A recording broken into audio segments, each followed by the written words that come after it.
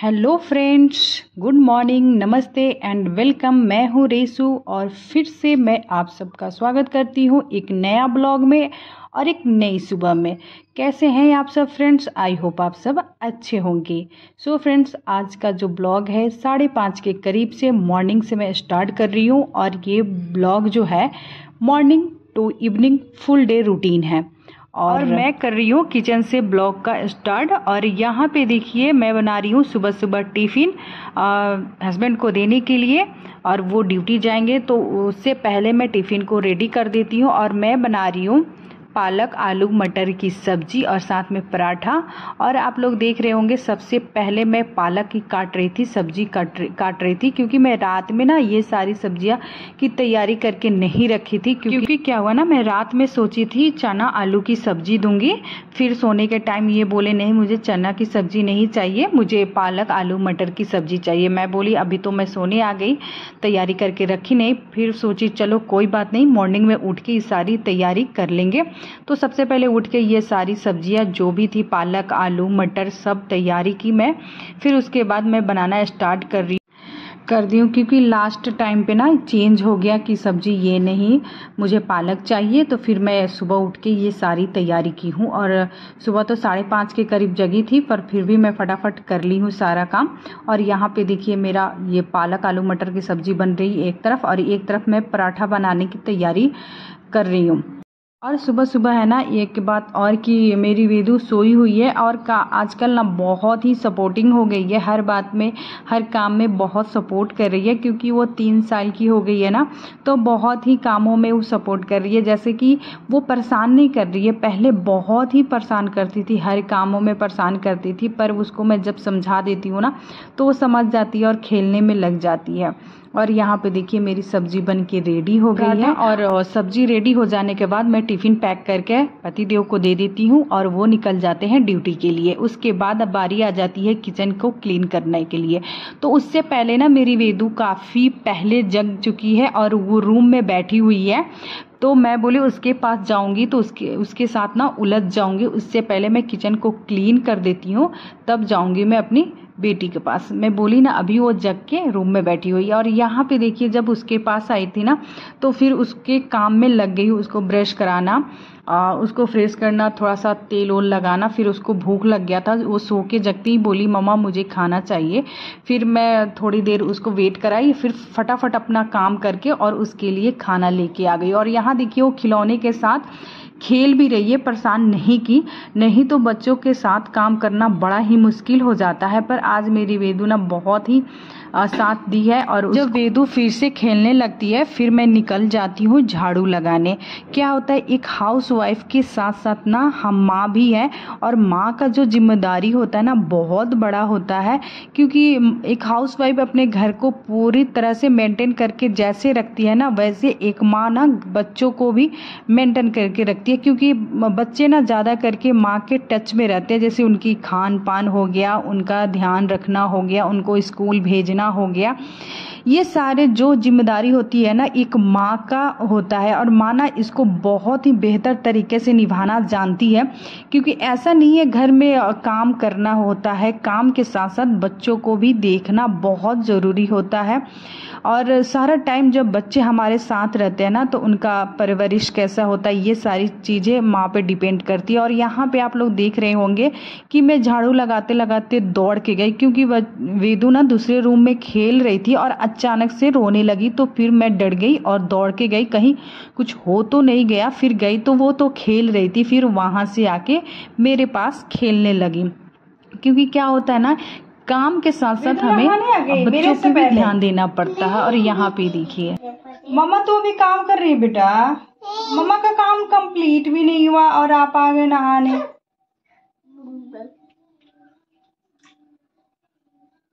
चलो ठीक है खेलो, मैं आती हूँ फटाफट, फिर हम दोनों साथ में नहाएंगे। ओके बेटा?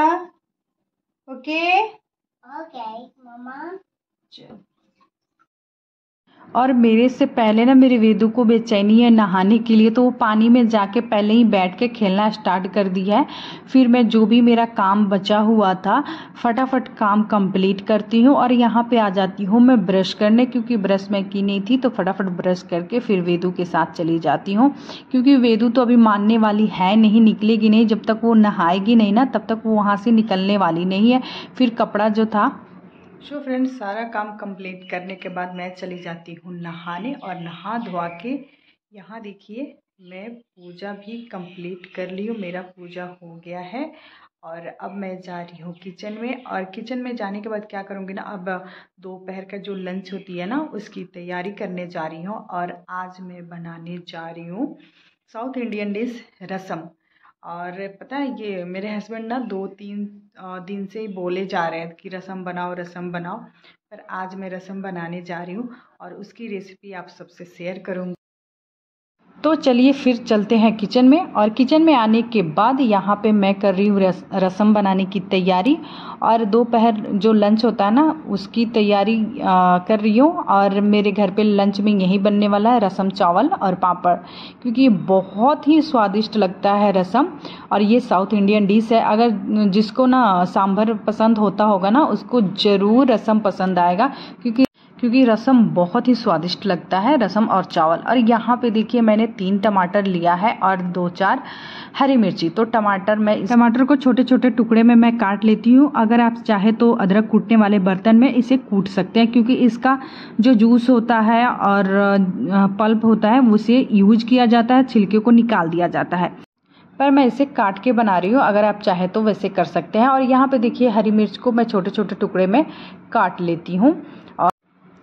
टमाटर के साथ जो बनता है ना ये भी बहुत स्वादिष्ट लगता है, और बहुत ही इजी तरीका से मैं बताऊंगी रसम बनाना, और बहुत इजी भी है, फटाफट बनने वाला ये रेसिपी है और बहुत खाने में स्वादिष्ट है। और यहाँ पे देखिए सारा चीज़ मैंने काट के रख लिया है। और ये जो अदरक कूटने वाला बर्तन देख रहे हैं, इसमें सबसे पहले मैं 1 चम्मच जीरा लेती हूँ साबुत और 1 चम्मच काली मिर्च लेती हूँ, और दोनों को मैं कूटती हूँ। और दोनों आपको सेम लेना है, 1-1 चम्मच लेना है। और क्या है ना, मैं यहाँ पे मिक्सर का यूज नहीं कर रही हूँ, आप चाहे तो कर सकते हो, पर मैं इसमें कूटी हूँ। बहुत इससे टेस्ट आता है, बहुत ही टेस्टी लगता है सांभर। तो जब टेस्टी खाना है तो थोड़ी सी मेहनत तो करनी पड़ेगी। और यहाँ पे देखिए जो मैं आपको दिखा रही हूँ इसमें रखी हूँ अदरक, लहसुन और हरा मिर्च और धनिया का जो पत्ता काट के रखी थी वो, और ढेर सारा कड़ी पत्ता, ये सारे लेके फिर यहाँ पे कूट के रखी हूँ मैं अदरक कूटने वाले बर्तन में, आप लोग देख रहे होंगे। और यहाँ पे मैं पहले से ही आधा 1 घंटा पहले ही इमली को भिगो के पानी में रखी थी। अब इसे मैं निचोड़ के निकाल रही हूँ। और क्या होता है ना, जो बीज है इसका मैं निकाल दे रही हूँ। और आपको अगर ज़्यादा खट्टा पसंद है तो ज़्यादा इमली यूज कर सकते हैं, नहीं तो आप कम यूज कर सकते हैं। पर मुझे ना खट्टा ज़्यादा पसंद है ना ही मीठा, हल्का सा, तो अपने अकॉर्डिंग मैं थोड़ा ही इमली भिगो के रखी थी और उसमें पानी और ऐड कर दूंगी, क्योंकि जो रसम होता है ना बहुत ही पतला होता है। और यहाँ पे देखिए जो तड़का देते हैं हम रसम में, सबसे पहले उसकी तैयारी कर लेती हूँ। यहाँ पे रखी हूँ हींग, राई और 2-4 लाल मिर्च, और उसके बाद मेथी दाना। तो सबसे पहले कढ़ाई में मैं तेल रखती हूँ और उसके बाद हींग डाली हूँ। हींग डालने के बाद ये राई के कुछ दाने हैं वो डालूंगी, फिर मेथी के दाना था वो डाली, और 2-4 लाल मिर्च वो डाल के फिर अच्छे से इसको चटकने दूंगी। और उसके बाद ढेर सारा इसमें कड़ी पत्ता डालूंगी, क्योंकि क्या होता है ना इस रसम में जितना आप कड़ी पत्ता डालोगे उतना ही टेस्टी लगेगा, डरना नहीं है, आप जितना चाहो उतना डाल सकते हो। उसके बाद जो मैं मसाला कूट के रखी थी धनिया, लहसुन और हरी मिर्च का, वो मैं डाल दे रही हूँ। और उसे थोड़ी देर भूनने के बाद टमाटर को मैं इसमें डाल दूंगी। और टमाटर को ना यहाँ बहुत सॉफ्ट करना है, बहुत ज़्यादा सॉफ्ट करना है। तो ये सारे टमाटर डालने के बाद इसमें मैं ऐड करूँगी 1 चम्मच नमक और थोड़ा सा हल्दी पाउडर, क्योंकि जल्दी से सॉफ्ट हो जाए और अच्छे से सॉफ्ट हो जाए। तो ये सारी चीज़ मैं ऐड करके फिर इसे मैं ढकूंगी। और क्या होता है ना, टमाटर जल्दी से गल जाते हैं आप नमक अगर डालोगे तो सबसे पहले मैं नमक और हल्दी ही डालती हूँ ताकि जल्दी से गले, और बिल्कुल इसे सॉफ्ट करना है। और आप सबको शायद पता नहीं होगा, मैं बता रही हूँ, इतना ही छौंका दी थी ना, इतना घर में खुशबू फैल गया था, इतना खुशबू फैल गया था, इतना अच्छा खुशबू आ रहा था, मैं क्या ही बताऊँ। मैं बहुत ही स्वादिष्ट और बहुत अच्छा खुशबू आ रहा था। और यहाँ पे देखिए मेरे जो टमाटर है अच्छे से गल गए हैं और फिर मैं उसमें ऐड कर रही हूँ जो इमली का पानी था वो ऐड कर दे रही हूँ। और आपको अगर ठीक लगे तो उसमें पानी डालते जाना है, क्योंकि रसम जो रहता है बहुत ही पतला होता है और उसी का जो मज़ा है ना चावल के साथ खाना, क्या ही बताऊँ, बहुत ही टेस्टी लगता है। फिर मैं नमक डालती हूँ और फिर लाल मिर्च और थोड़ी सी डालती हूँ मैं हल्दी पाउडर। और क्या बोलते हैं ना, एक रसम ऐसा डिश है जिसमें हर स्वाद आता है। और यहाँ पे जो मसाला मैं काली मिर्च और जीरा को कूट के रखी थी वो भी डाल देती हूँ। और लास्ट में डालती हूँ हल्का सा चीनी, क्योंकि इसमें ना खट्टा मीठा तीखा हर टेस्ट आता है रसम में, तो इसलिए मैं चीनी भी ऐड कर रही हूँ ताकि सारा टेस्ट लगे और बहुत ही स्वादिष्ट लगे। और यहाँ पे देखिए मेरा रसम फाइनली होने वाला है और बहुत ही खुशबू आ रहा है। और यहाँ पे देखिए मेरा रसम जो बन गया ना, तो लास्ट में मैं हरा धनिया का पत्ता से गार्निश कर दूंगी और इसे ढक दूंगी ताकि हरा धनिया का पत्ता के भी फ्लेवर आ जाए। जब हम लोग खाए थे ना तो मेरे पतिदेव बहुत ही तारीफ किए कि बहुत अच्छा रसम बना है, बहुत टेस्टी बना है। और मैं पहली बार बना रही हूँ पर बहुत ही अच्छा बना था, क्या ही बताऊँ आप सबको। तो चलिए मेरा रसम बन के रेडी हो गया है। और यहाँ पे देखिए जो मैं फ्रूट मेरे घर पे आया था अंगूर, वेदू अभी थोड़ी देर पहले मांग रही थी अंगूर, मम्मा अंगूर, मैं बोली चलो धो के दे देती हूँ उसे। तो उसे अच्छे से धोती हूँ क्योंकि बहुत गंदगी रहता है ये फ्रूट में, आप देखना। और एक दो जो अंगूर रहता है ना सड़ा सा रहता है, खराब सा रहता है, तो उसे मैं निकाल के और धो के फिर मैं ले जा रही हूँ प्लेट, वेदू को दूंगी। और फिर यहाँ पे आ जाती हूँ चावल रखना, क्योंकि जब रसम बन गया तो अब तो चावल रखना है। और मेरे पतिदेव वो 2 से 2:30 के बीच में आते हैं ड्यूटी से, तो फिर खाएंगे, तो मैं चावल की भी तैयारी कर लेती हूँ। और रसम ये सारी तैयारी करने के बाद मेरे किचन में जो भी बर्तन छोटे मोटे निकले थे उसे मैं साफ करके फिर चली जाती हूँ मैं वेदू के पास, ताकि वेदू को थोड़ी देर अब टाइम दे दूँ। किचन का काम मेरा कंप्लीट हो गया है। फिर मैं चली जाती हूँ वेदू के पास। जब जाती हूँ ना इतना घर में खिलौना बिखेर के रखती है, ये क्या ही बताऊँ आपको मैं। फिर उसके बाद हम लोग को लंच जब हो जाता है तो थोड़ी देर रेस्ट करने के बाद फिर आती हूँ मैं ये सारे कपड़े को फोल्ड करने। और यहाँ पे देखिए ये सारे जो कपड़े हैं, सर्दियाँ वाला जो कपड़ा है उसे मैं धो के रखी थी बाहर धूप में। अब इसे फोल्ड करके मैं रख देती हूँ क्योंकि सर्दी यहाँ तो चली गई यहाँ से।